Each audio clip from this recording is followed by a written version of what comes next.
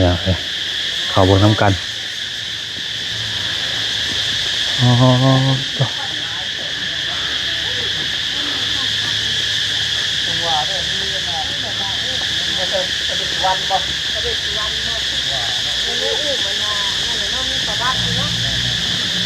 เงาเลยพี่น้องเลยเนาะ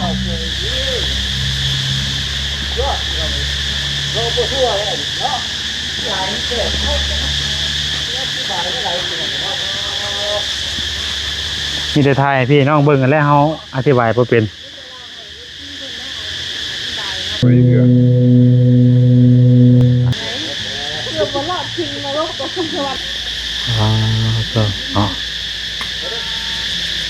เขานรกพี่น้องเลยเนาะเอาครับแค่พูดเลยนะแค่พูดก่อนลงทางมันไปพี่น้องไปน้ำกันเด้อเนาะเฮ้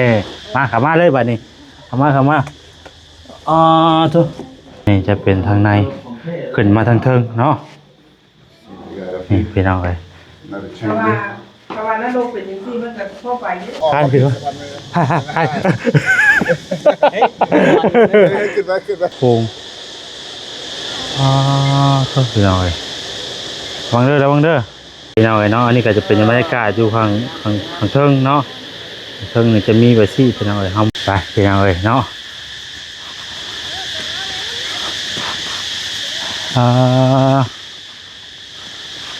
แต่ละหม่องแต่ละจุดพี่น้องเลยเนาะ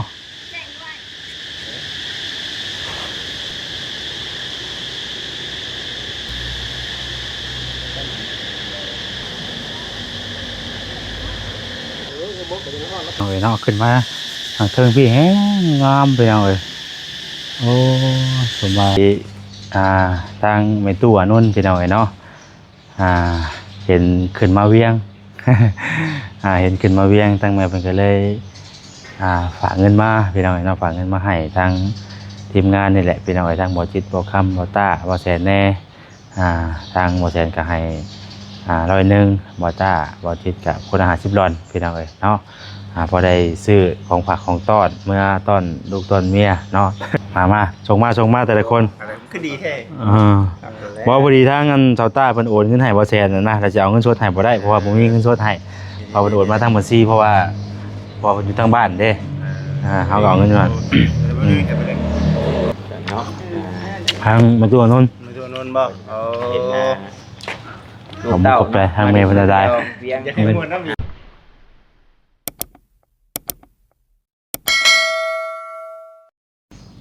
เอาพี่น้องไปเนาะเปิดภาพเปิดคลิปมาก็เห็นกระเป๋าตั้งสรุปสลอยอยู่พี่น้องเนาะอันนี้อีกเครื่องนึงได้นี่พี่น้องยังอีกเครื่องนึงอยู่ห้องเขาบ่ต้าพวกพี่น้องเนาะตอนนี้ก็ได้เก็บกระโปรงกระเป๋าเป็นที่เรียบร้อยแล้วพี่น้องโอ้โธ่เนาะนี่ก็เตรียมตัวสบายดีเด้อเนาะโดยกำลังสิพากันเดินทางได้บัดนี้พี่น้องเนาะมื้อนี้ก็จะเป็นมื้อสุดท้ายของอยู่เวียงจันทน์พี่น้องเนาะเป็นมื้อสุดท้ายที่อยู่เวียงจันทน์เด้อมื้อนี้พี่น้องเนาะดูวังวีนะว่าใช่แล้วมาจับกล้องไปไหนมาจับกล้องไปเป็นคนผมเครื่องเด้อเป็นจะได้ไปเที่ยวมวนจนอิ่มเนาะอิ่มค่ะแกดีอิ่มทั้งเที่ยวแล้วก็เที่ยวแล้วก็ฮูตาย่อยเอาสบายดีเด้อพี่น้องเด้อเนาะสบายดีเพื่อสุขคนพี่น้องเลยมื้อนี้ก็เป็นมื้อสุดท้ายที่ว่าอยู่เวียงจันทน์พี่น้องเลยหลังจากหันแล้วก็จะเดินทางกลับบ้านเนาะประมาณช่วงบ่ายๆเพราะว่ามื้อนี้นะหลังจากออกจากนี้แล้วเราสิไปช่องหม่องพี่น้องเนาะไปวัดเชียงอย่างน่าเชียงคานบ่อย่างจักอย่างเนี่ยว่าค่อยลืมแหละวัดที่ว่ามีรูปพระหลายๆนะเชียงคานบ่แล้วก็หอผลิตภัณฑ์อย่างจักอย่างเนี่ยพี่น้องเนาะที่เพิ่นสร้างขึ้นใหม่ช่องหม่องแล้วก็จบจากหันปุ๊บแล้วก็แม่นกลับเลยบัดนี้เนาะแต่ว่าก่อนอื่นก็สิไปหาทางง่ายเพิ่นก่อนเนาะลำลาทางง่ายเพิ่นก่อนพี่น้องไปเดี๋ยวเฮา ออกไปก่อนเนาะผมว่าเบิ่งก่อนเช็คเบิ่งก่อนเด้อ เวลาให้เป็นคอยชองจะของเล่นกัน3 เดือน ไม่ลืมอย่างแรกเนาะเป็นเอาเลยตัวนี้จะถือเอาหนึ่งคนเนี่ยสัมภาระพี่น้องลายขนาดเลยจักมันยังเตรียมมาแต่เฮือนในกับปันนั่นแล้วก็จักมีอย่างมียาเนี่ยโอ้ยคนละ ไม่ซื้อไม่ ซื้อใหม่ไปเลยโอเคไปของลายกลัวทั้งเอื้อยกับอ้ายเป็นติกันมาไปอันหลวงพระบางกันเลย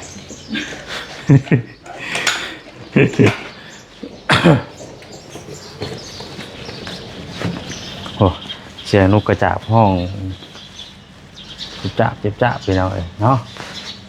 คนใหม่ ไปจ่ายไปเอาเลยทางมาถึงจะขอตัวโมเมนต์เนาะโมเมนต์ขอตัวลงกันเลยเนาะก็เลยเขาชื่อห้องเว้ยยัง14ป่ะอะไรป่ะ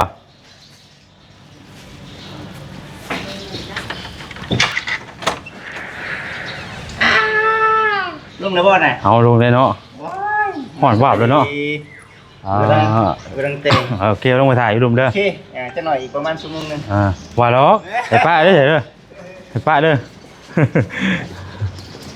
เฮ้ยพี่น้องเอ้ยตัวโหเรากระจอดบนอันเดี๋ยวเอ้ยพักผ่อนตั้งมือพูดเรา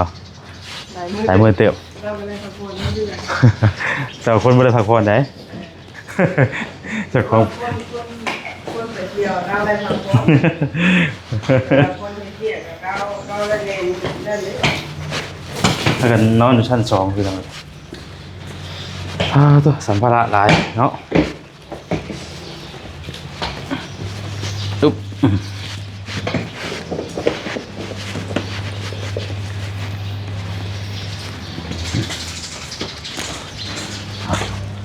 มาโอ้ยเต็มรถเลยวันนี้นะเครื่องนี่เต็มรถเลยเอาไปเอาเลยเนาะก่อนสิไปหาทางอ้ายเพิ่นกะพอดีทางแม่ตู้นุ่นไปเอาเลยเนาะเห็นขึ้นมาเวียง เห็นขึ้นมาเวียงตั้งแม่เพิ่นก็เลยฝากเงินมาพี่น้องเนาะฝากเงินมาให้ทางทีมงานนี่แหละพี่น้องทางบ่จิตบ่คำบ่ต้าบ่แสนแน่ทางบ่แสนก็ให้100บ่ต้าบ่จิตก็คนละ50ดอลพี่น้องเนาะพอได้ซื้อของฝากของต้อนเมื่อต้อนลูกต้อนเมียเนาะ พอคำพี่น้องพอได้ซื้ออยู่ได้กินมื้อต้อนน่ะนะพี่น้องก็ขอบคุณทางแม่เป็นหลายๆเด้อแม่เด้อเนาะที่ว่าคิดทั้งลูกเนาะไปทางไหนก็ยังเป็นห่วงเป็นใยอยู่พี่น้องเอ้ย ขอบคุณหลายๆพี่น้องเอ้ยเนาะ เดี๋ยวเพิ่นมาก่อนจังสิที่เอาให้เป็นเงินโอนเพราะว่าบ่เอาเงินให้เพิ่นโอนมาให้เด้ให้ทางเพิ่นโอนมาให้พี่น้องเอ้ยไปเดี๋ยวเฮาเอาเครื่องขึ้นก่อนเนาะเอานี่เพิ่น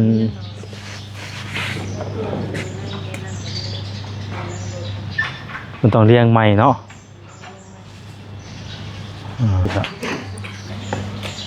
สัมภาระเนาะปวดพูว่าใส่เสื้อผ้าเนาะใส่ดีดอเนาะ โอ้ไผ่ดิโอ้ไผ่ไทย จักว่าโอ้2คนเนาะ2คนบ่คือผู้หนึงใดบ่คุณ2เหรอ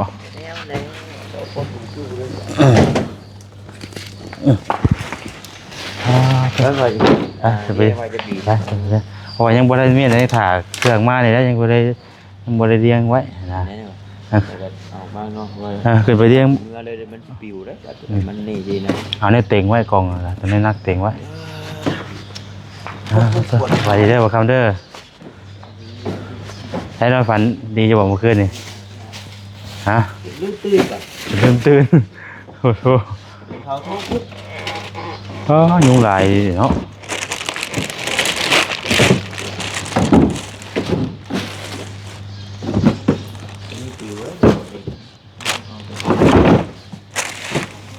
มันยังยาเนาะ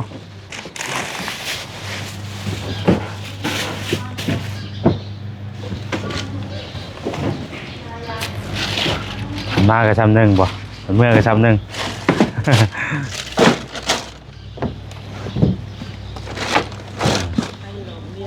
ให้อันนั้นดิ ไปเลย เอาอันนั้นถุงยางมาก่อนก็ได้ ฮะ เอาถุงยางมาก่อนก็ได้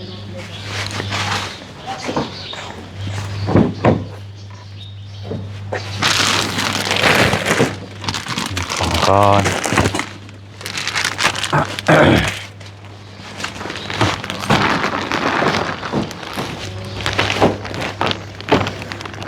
ถุงนี่เป็นถุงแบบว่าเป็นดูดสูญญากาศออกเนาะ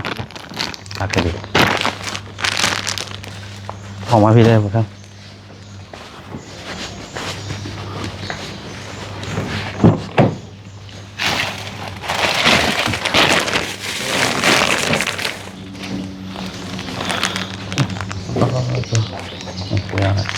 เครื่องลายของปากอันนี้มันตัวนั่นนะมันบ่อนี่ตัวหมู่บ้านบ่อนี่ไว้เลย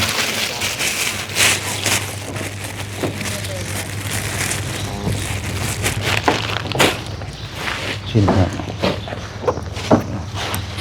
ตุ๊บลายพี่น้องเลยเครื่องกันยุ่งแตกโคกวะปวดโคกวะยุ่ง เอาถุงแดง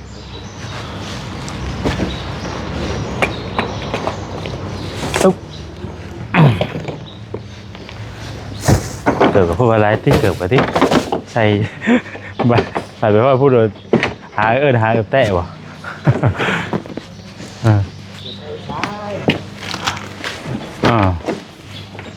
นี่ของคนจิตไป คือที่ไว้นักแล้ว ดีแล้วว่าเห็นเลย ลิฟต์ของ ได้โอเคแบบนี้ เอาบ่ ได้ได้ เนี่ย เอาที่ลงมาก่อนเอาก่อนก็ได้หมดแล้ว ฮะจะทำอะไรแล้ว เอาไปว่าเครื่องคอง เตรียมพร้อมครับมันนี่พ่อแทน เตรียมพร้อมบ่ได้ให้มันครบบ่ได้มื้อสุดท้ายได้มื้อนี้ สุดท้ายว่ามัน สุดท้ายที่ว่าอยู่เวียงจันทน์ได้ เอาให้เอาเต็มที่ว่า เอาเนาะ จะกดก็กดเอาแล้วนี่ก็กดได้กดละ Ừ. หาแนวเห็ดให้มันมีอันนะคนต้องจำแค่นี้เนี่ยไปยังจัง Chẳng bao thế nó nó mà không โ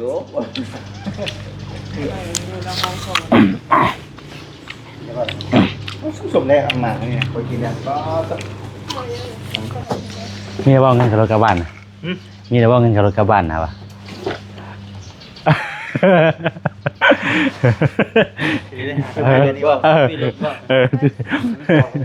ฮะ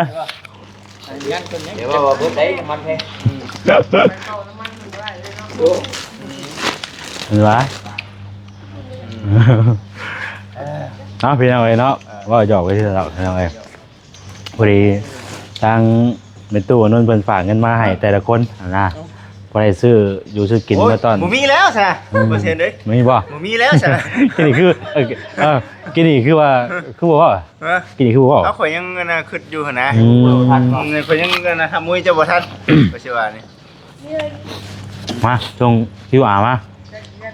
ส่งมาแต่ละคน อะไรคือดีแท้ บ่พอดีถ้าเงินชาวใต้เพิ่นโอนเงินให้บ่แซนนะเราจะเอาเงินสดให้บ่ได้เพราะว่าบ่มีเงินสดให้พอเพิ่นโอนมาทางบัญชีเพราะว่าพอเพิ่นอยู่ทางบ้านเด้เฮาก็เอาเงินก่อนบ่ได้โอนให้ แค่นี้จะมีบัญชีเป็นคนนี่เนาะ โอ้ย ส่งไปเด้อ ส่งไปแล้วบ่ บ่ค่อยบ่ส่งไป เข้าบุตุพรนี่บ่บ่ก็คนเห็นคนทันอยู่บ่ล่ะบัดนี้ สแกนเลยคิดจะให้ไปก่อน เดี๋ยวคิดมีแต่อันบ่ดิ บ่เอาบัญชีได้ดิบ่เอาบัญชีได้ดิ เบิ่งไปสิส่งให้เนาะ ถือ ใส่ได้บัตรให้เนาะ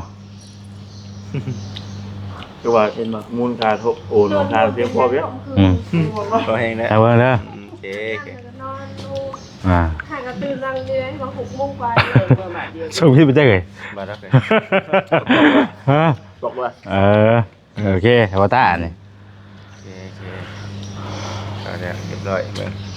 เช็คเบิ้งเช็คเบิ้ง เสียงมึงดูถูกต้องตามกฎหมายอยู่ มาเดี๋ยว เออ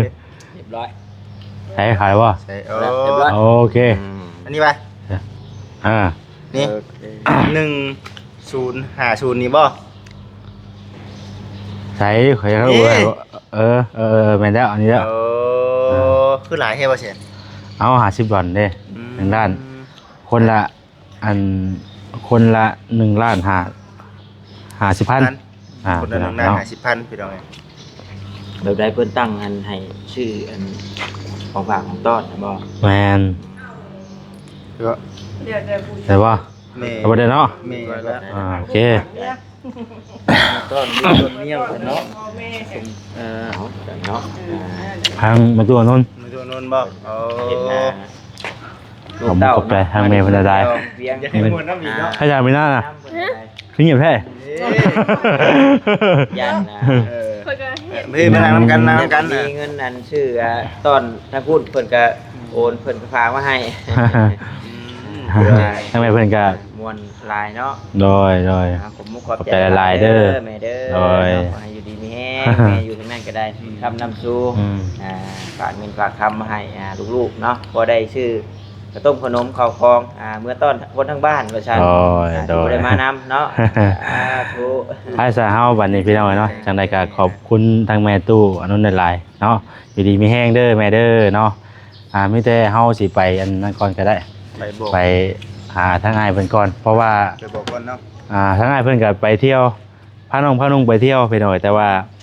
เพิ่นน่ะเจ็บท้องเพิ่นน่ะท้องว่าบางเทื่อก็อาจจะแบบ ปั๊บ อาหาร ปั๊บอาหาร อ่า ท่อง ท้องเจ็บท้องแต่ว่าหากพาไปอยากให้น้องนุ่งได้เที่ยว บริชมเนาะบริชม เพิ่นน่ะบ่ได้ทางอ้ายเพิ่นน่ะบ่ได้นั่นดอกส่วนหลายก็มีแต่พาทางไปเนาะไปเบิ่ง บริชมว่าโอ้ยมาบ้านสิยินนี่คักๆกัน เพราะกับเราก็ถึงจะคือว่าแหละมันปรับบ่ทันเด้ ช่วงนี้เป็นช่วงฮ้อนแน่มันเด็ อื ด ม วานนี้คักได้วานนี้เด็ดจ้า แม่น เมื่อคืนนี้เพิ่มเข้าไปอีกว่าจักแก้วพริกจัก อ่าก็ไปเบิ่งก่อนหั่นน่ะเพราะว่าได้ยินแต่ทางอ้ายเพิ่นว่าเจ็บท้องอยู่หยังเนี่ยแล้วก็ครับที่เฮาคุยกันไว้คืนนี้ว่าทางน้องหยังก็ งมมาก มาริซาบ่น้องมาริซาว่าสิพาไปอันหอผลิตภัณฑ์กับมันวัดหยังก็วัดอัน สมควร จึงควรเนาะวัดจึงควรพี่น้องเนาะ2หม่องนี่แล้วก็จบจากหันก็เฮาสิเดินทางกลับเลยหั่นนะครับแต่ว่าสิไปหาอ้ายเพิ่นก่อนถ้าว่าเพิ่นไปแล้วบ่ได้ก็เฮาไปเองเฮาก็เมื่อเลยสินะเนาะไปดำลาทางอ้ายเพิ่นก่อนพี่น้องเอ้ยไป ไปทางไหนไป เดินทางบัดนี้เฮาเอาพี่น้องเอ้ยเนาะเปิดภาพมามื้อนี้ก็หลังจากที่ว่าออกมาแต่บ้านพักพี่น้องเอ้ยเนาะตอนแรกว่าสิไปหาทางอ้ายเพิ่นอยู่เฮือนพี่น้องเอ้ยเนาะพอดีว่าเพิ่นมาถ่ายอยู่พี่รถก็ได้ว่าซั่นนะก็ได้พากันมาถ่ายอยู่นี่พี่น้องเอ้ยเนาะจุดนัดพบอยู่นี่เด้อพี่น้องเด้อเนาะสวนวัฒนสวนวัฒนธรรมเสียงควนพี่น้องเอ้ยเนาะกะสิพาพี่พี่น้องเข้าไปเลาะเตียวส้มเนาะว่ามีหยังแน่เด้อพี่น้องเด้อทางบ่แซนกะบ่เคยมาจักเทื่อเนาะเป็นครั้งแรกที่ว่าเราจะได้เข้าไปเบิ่งไปส้มเนาะเห็นแต่หลายๆคนเพิ่นถ่ายลงไปพี่น้องเอ้ยไปพี่น้องเนาะไปเบิ่งบรรยากาศนํกันไปว่าสิเป็นจังใดเนาะเพราะว่ามื้อนี้ก็หลังจากที่ว่ามีอยู่2จุดที่เฮาสิไปมื้อนี้เนาะก็คือหอพิพิธภัณฑ์ครับอันหม่องนี้แล้วก็จบจากนี้ก็แม่นเดินทางกลับบ้านพี่น้องเอ้ยเนาะเอาเบิ่งบรรยากาศนํกันไปให้พี่น้องเด้อถ่าทางอ้ายกับเอ้ยเพิ่นมาก่อนเนาะเนาะทางอ้ายกับเอ้ยเพิ่นมา สวัสดีตอนเช้าสวัสดี ตอนเช้าตอนสวยตอนเที่ยงแล้วเนาะใกล้เช้าเลย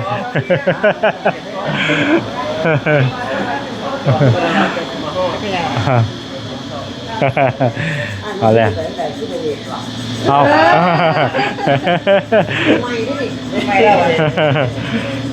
คนจะเข้าไป เอาแล้วพี่น้องเลย คนเก่าอันเจ็บท้องไปแล้วเนาะจะว่าอย่าง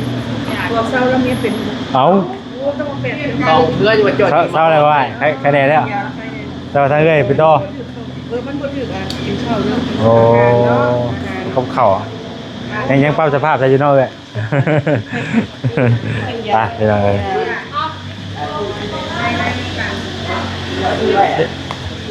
ซื้อ ไอ้ซื้อละรวมเขาละ ยังวัน ยังเขา วันที่ 4เนาะ4คนเนาะ 6 คน 5คนเขาน่ะ ยังบ่ฮู้ว่ามาจากคนน่ะก็เลยชื่อแต่ไว้ก่อน ยังว่า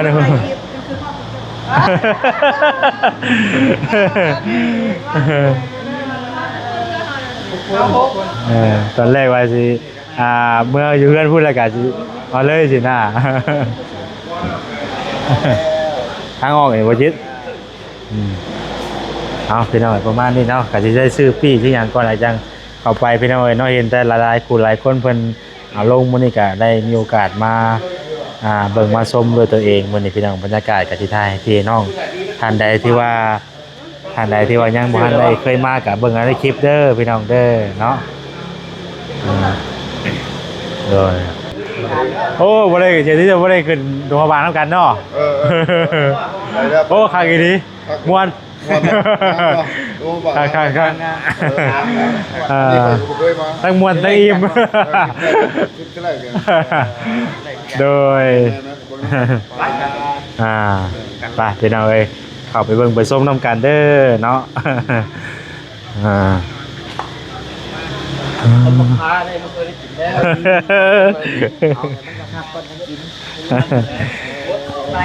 ตอนแรกคิดว่าทางง่ายว่าสิว่าน้ำบ่ได้เนาะ เฮ้ยเมื่อกี้คือนุ่มไป ฮะ ฮะนรก ขึ้นสวรรค์ขึ้นนรก โอ้ไปขึ้นสวรรค์ คือสวรรค์ ขึ้นจะละนายอีก หรือว่าพานรกจะไปเอาสวรรค์ว่าเป็นสุดท้ายเด้ไปนรกก็จะไปสวรรค์วะเอ้าญาติไปสวรรค์แล้วลงมาแล้วนรกดูเห็นเลยพอแห้งแล้วตัวพี่น้องเอ้ยเนาะตัวหมวกพี่น้องเอ้ยเนาะหมวกมันอย่างมันแหลนลายเนาะงามวัดเสียงควานพี่น้องเอ้ยไปพาพี่พาน้องไปเบิ่งก่อนเด้อเนาะท่านใดที่ว่าบ่ได้มาเบิ่งมาชมด้วยตัวเองก็เบิ่งในคลิปบ่แซนนี่แหละพี่น้องเอ้ยเนาะถ่ายบรรยากาศให้พี่น้องเบิ่งชมกันท่านใดที่ว่าบ่ได้มาถ้าว่ามีโอกาสมาก็มาพี่น้องเอ้ยเนาะอยู่ที่ใดอยู่เวียงจันทน์อยู่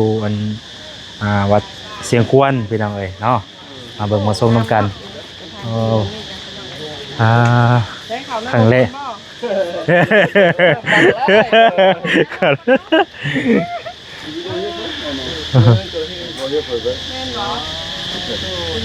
สร้างเข่ายังไงนี่ โลกบ่ เขาหมอเดียวเขาหมอเดียว ข้าวตุ้ม เขาตุ้มทางเขาตุ้ม พี่น้องเลยเนาะฮะ ห่านดอกบัวบ่นั่นน่ะใหญ่น่ะ จังว่าเด้อนี่เด้อต้องบ่เคยเห็นได้คือข่อยกะ ต้นไม้นี่คือยังอยู่บ่ได้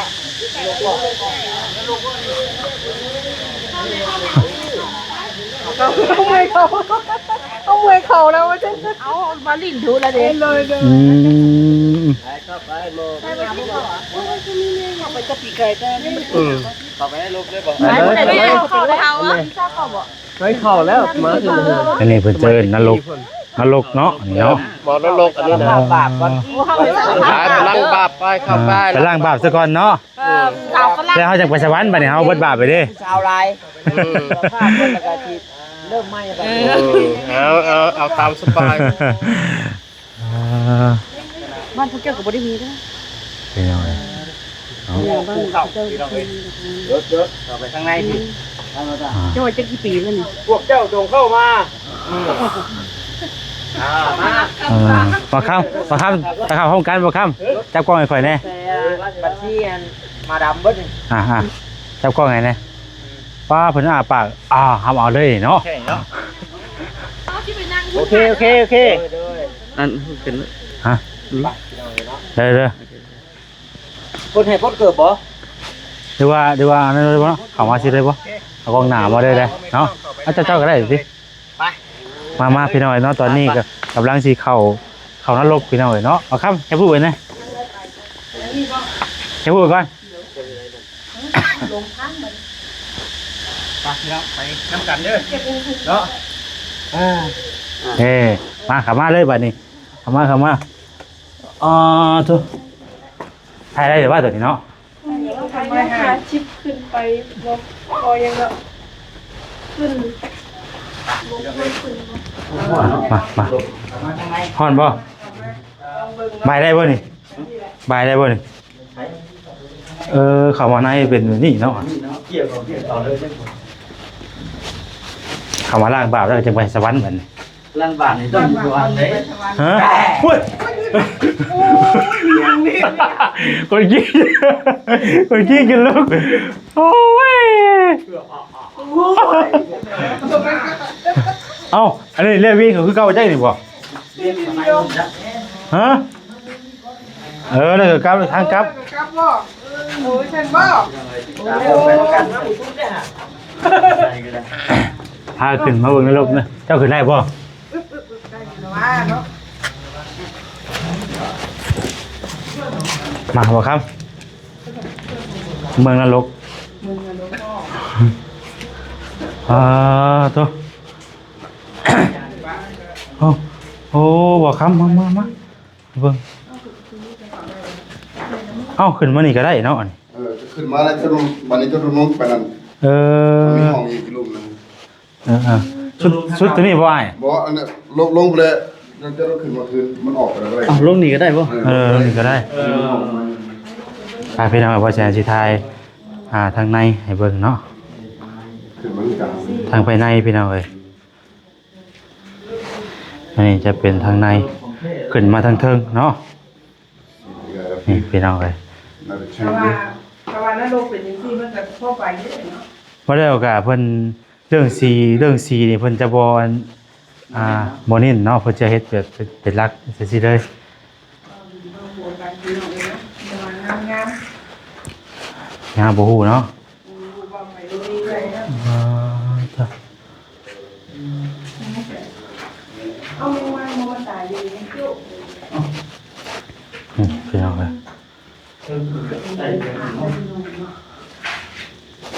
ละเจ้าคือโดนคือไงนะเดียวไปได้ นี่ขึ้นทางนี้ก็ได้ขึ้นนี่เลือดจม ขึ้นจอมขึ้นก็ได้เนาะ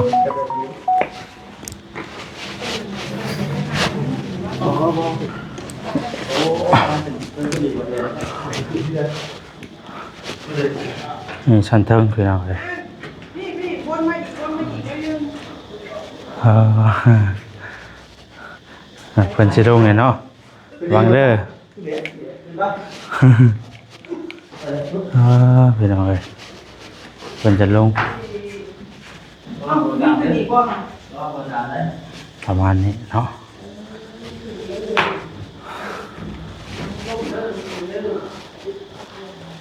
โอ้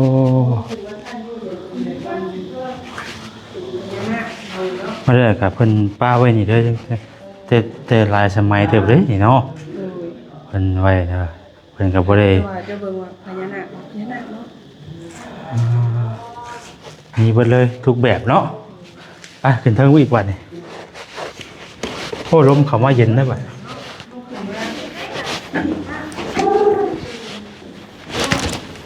ขึ้นได้บ่เขาจะลงได้บ่นี่ ได้ เอาอะไรขึ้นพี่บ่นี่ ขึ้นแรงเกี่ยวข้างนอกขึ้นหรือว่านี่ข้างนอก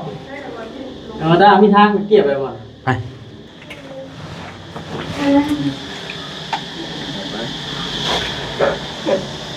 เอาขึ้นนรกแล้วก็ออกนรกก็ได้บ่นี่ ยังขึ้นนี่สิลงนรก คานขึ้นวะคาน ขึ้นมา โอ้สวัสดีเทิงพูด ขึ้นสวัสดี เราสิสูงได้คือได้บ่นี่เนาะ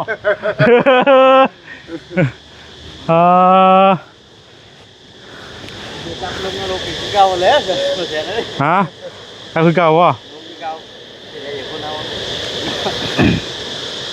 ขึ้นมาว่าขึ้นมาเด้อ ตัวพี่น้องเอ้ยเนาะจะย่านตกอยู่เด้ฮะเอ้า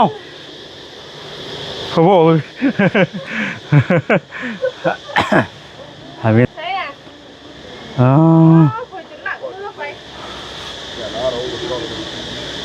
เข้าอะไรแต่อยู่บ่นี่ ฮะอาจารย์มันเด้ออาจารย์มันเด้อว่ะเพราะข่วงเติบเนาะพูดกับแม่น้ำโขงก็คือเอาเลยวังเด้อแล้ววังเด้องามลายหน่อยเนาะ แม่น โอ้พี่น้องเลยนี่เขาจะมาเนี่ย ขึ้นสวรรค์ยาก คือจะมาก็ยากลงง่ายเนาะ ลงบ่ลงยากขึ้นสวรรค์โอ้ยากเลย เอ้ยพี่น้องเลยโอ้ว่าตาลงไหนพี่น้องเลยเนาะ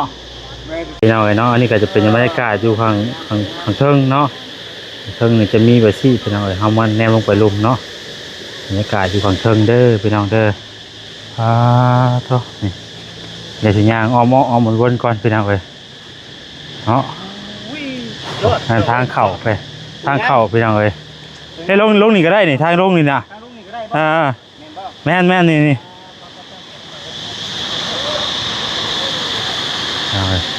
ถึงมาเทิงกับประมาณนี้เนาะไปพี่น้องลงนี่ก็ได้เด้อนี่เด้อปึ๊บนี่ทางลงพี่น้องเลยตัวฮ้อนไปย่างวนพี่น้องเลยนี่เนาะเป็นตุ่มอยู่แบบนี้แหละพี่น้องเลยจะเห็ดไว้พี่น้องเลยเนาะสำหรับคลิปนี้ก็จะขอจบไปสำนี้ก่อนพี่น้องเลยไปพี่น้องเลยเนาะ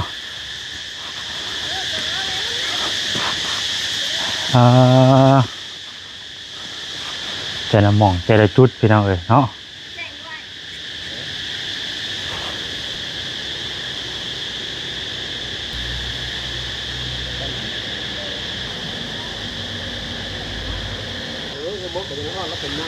รอก่อน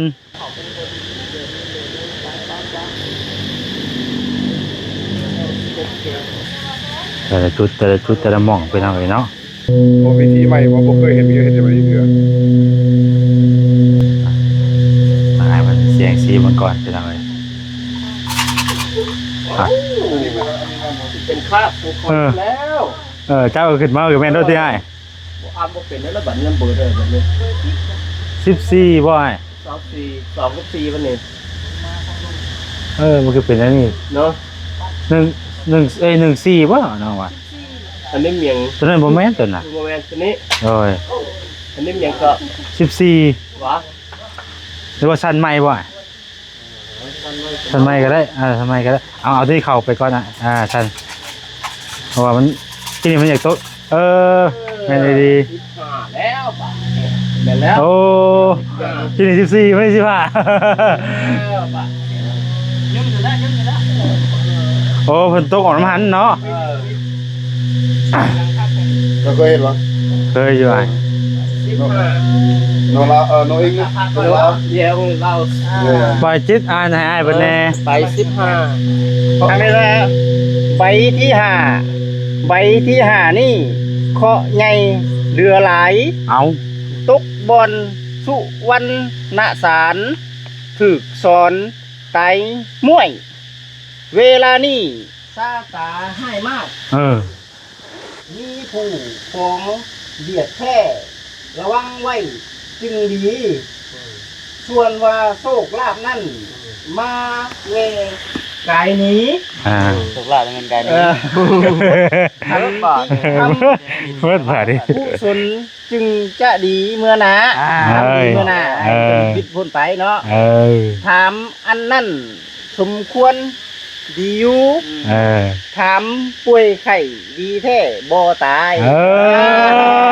เข้ากันเลยที่บ่ตายก็เป็นพ่อแล้วถ้ามีก็ให้อยู่เอาสิเป็นมันยืน ถ้ามีก็ให้อยู่บัดนี้เฮาเฮ็ดความดีไปแล้วมันก็สิดีไปมื้อหน้าบัดนี้ให้มันก็เช้าไปได้บัดนี้ดีแท้บ่ตายเห็นบ่เข้าใจบ่ดีแท้บ่ตายลูกใจได้บัดนี้ผ่านบ่ได้ดิแล้วที่เราจะทำช่วงนี้ กือบบ่รอดทิ้งนรกกับสวรรค์เลย เพราะแต่ละจุดแต่ละหม่องสิมีความหมายได้นี่เนาะ แม่พอมาผิดแล้วตอนพอมาหน้าที่พอโอ้นี่เฮาย่างแบบมั่วเลยนี่เนาะ เฮาย่างมั่วเลยนี่น่ะโอ้ทางนี้บ่เนาะทางเขาทางนี้บ่ก่อน เริ่มต้นใหม่บ่ ฮะ คุณเล่นไปเริ่มต้นอยู่นรกคุณแล้ว ว่าล็อกเห็นเนาะ โอ้หลายซอยดิ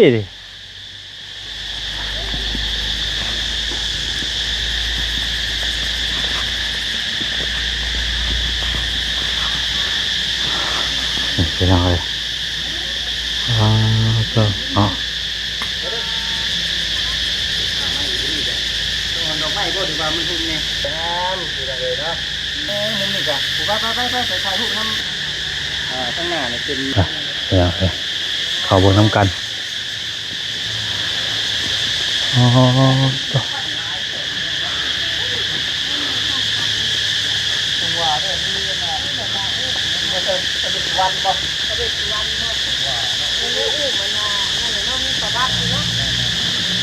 เงาเลยเป็นยังไงเนาะ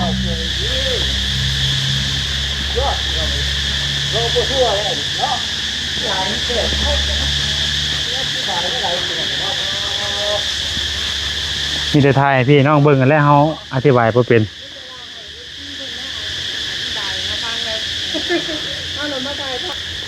FC ท่านใดเพิ่นฮู้ก็คอมเมนต์กันมาเลยพี่น้องเนาะเนาะประมาณนี้พี่น้องเอ้ย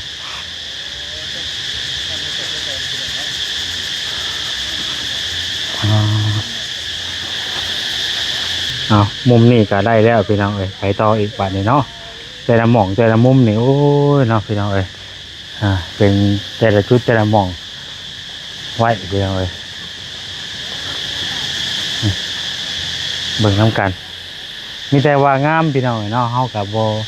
จักสิบรรยายให้พี่น้องฟังได้ใดนะเฮากับบ่ฮู้วัดความเป็นไปเป็นมาปานใดนะพี่น้องเอ้ยบ่ใช่กับบ่ฮู้ประวัติปานใดเฮาสิเว้าไปก็สิบ่ถูกกันนะพี่น้องเนาะแต่ว่าหากต้องมีประวัติแน่นอนพี่น้องเอ้ยเนาะอย่ามองเอาขึ้นมาก็ได้บ่น่ะบ่จิตหลายจุดหลายหม่องจุดดีดอพี่น้องเอ้ย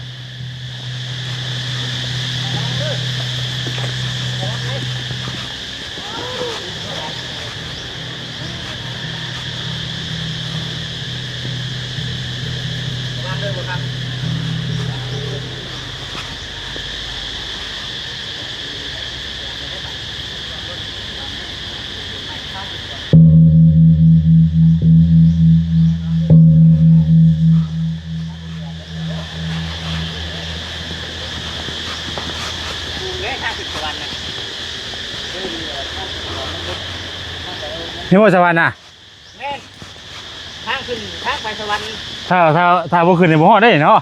มาบ่ฮอดได้เนาะ ขึ้นมาได้ทางขึ้นสวรรค์นกเกิดทางไปเนาะก็ต้องขึ้นให้ได้บ่แท้เลยแง่บ่ขึ้นมาก็อย่าเด้อเนี่ย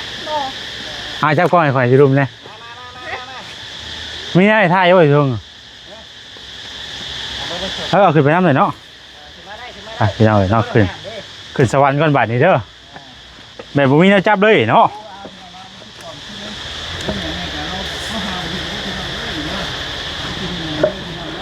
ขึ้นสวรรค์พี่น้องเอ้ยขึ้นนี่รถตัวนี้ขึ้นนี่เข้านรกเนาะวันนี้ขึ้นสวรรค์ก่อน โอ้เงินบ่นิดบ่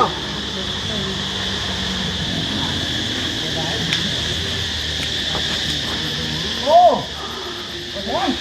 อ๋อถึงมาทางเทิงพี่น้องเอ้ยเนาะ งั้นจะถือมิกมาอยู่บ่ ฮะ มิกมาอยู่บ่ บ่ คำปรารถนา ใช่ ไปเอาไปข้างเข้าไปได้พุ่นบ่ได้เข้าไปเขาได้ เขียนไว้บ่เอาหินเขียนก็ได้พอเข้ามาในพี่มีแต่ห้อยเขียนพี่น้องเอ้ยเนาะนี่คำปรารถนาบ่เฮาเขียนอะไรก็ได้เนาะ ที่เป็นนั่นไป โอ้ ข่าวมิกนำมาเถิด ข่อยสิเขียนก่อน จะมีมิกบ่ ถ้าบ่ก่อนเฮ้ยนี่ข่อยเก็บเอาขึ้นได้ สิว่าเขียนเบิดได้ โอ้ยังบ่หลายนั่นกะ บ่ได้อย่างไรเราเลยว่าเซนยี่ช่วยจ่อได้นะช่วยย่อได้เนาะ อยู่ดีไม่แห้ง พวกเรือมันอยู่นอกเนาะ เรื่องเนี้ย เฮ้ยนี่เห็นแล้วเห็นแล้วเห็นแล้วหาหมอกัน เอาต้องวันไหนมันโอกันแล้ว ฮะ เอาผมเป็นเวรได้อยู่เดียว เฮ้ยออกยังวะโอ้ว่าแสน บาดเท่ามันจะ เอาที่นี่รู้ดิเนาะ เบิร์ดเลยได้สองตัวรถใหญ่อยู่หนึ่งคัน ให้เพิ่นเอาให้ดิ อยู่ตัวรถใหญ่อีกหนึ่งคัน มาได้แล้วเพิ่น อ่ะใครมาทำเองก่อนเนาะ ไปให้บ่ทำบ่ครับ เจ็ดยอดเอาข่อยกับบ่ได้โคลายข่อยก็ได้ ครับฮะ ไปขอลงถ่ายเด้อมันฮอดได้คำปรารถนาพี่น้องเอ้ยเสียที่แต่มันฮ้อนพี่น้องเอ้ยเนาะขึ้นมาทางเทิงพี่แห้งงามพี่น้องเอ้ยโอ้สมมาเป็นสถานที่ท่องเที่ยวดีเดียวเนาะนี่หลายหม่องหลายบอนให้เที่ยวพี่น้องเนาะแต่ละจุดแต่ละหม่องเนี่ยเดี๋ยวมีกันห้องหลายก็ส่วนรวมอยู่ในวัดเหมือนกันครับพี่น้องเลยเนาะแต่ที่เห็นแต่ในอันคลิปในเฟซบุ๊กคนถ่ายลงเนาะอันนี้มาได้เห็นด้วยตัวเองพี่น้องเลย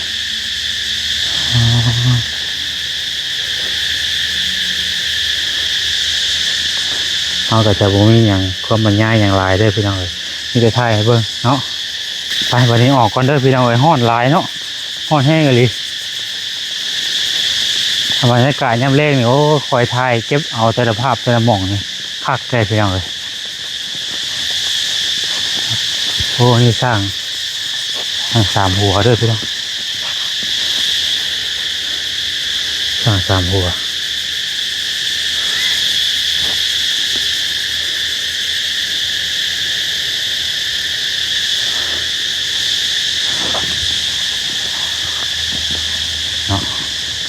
เปิดของการไปเรื่อยๆไปออกก่อนวันนี้พี่น้องเอ้ย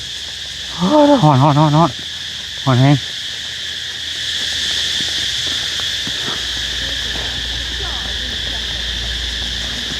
อน 然后就看一点景观吧。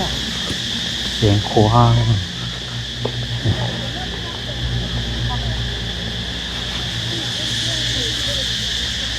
ไปวันนี้พี่น้องเอ้ยเราออกก่อนเด้อบัดนี้เนาะหอบแล้วพี่น้องเอ้ยหอบแล้วเนาะฮ้อนหลายฮ้อนอยู่ดีเดียวเพื่อจะย่อยพี่น้องเอ้ย เอาพี่น้องเอ้ยเนาะสำหรับคลิปนี้ก็จะขอตัวไว้ก่อนอยู่ดีมีแห้งเมื่อสักครู่สุกคนจะขอตัวทุกคลิปก่อนติดตามให้คลิปต่อไปได้พี่น้องเด้อว่าสิไปพบไปพ่อยังอีกเนาะบัดนี้เอาอยู่ดีมีแห้งพี่น้องเมื่อสักครู่สุกคนสบายดีเด้อพี่น้องเด้อ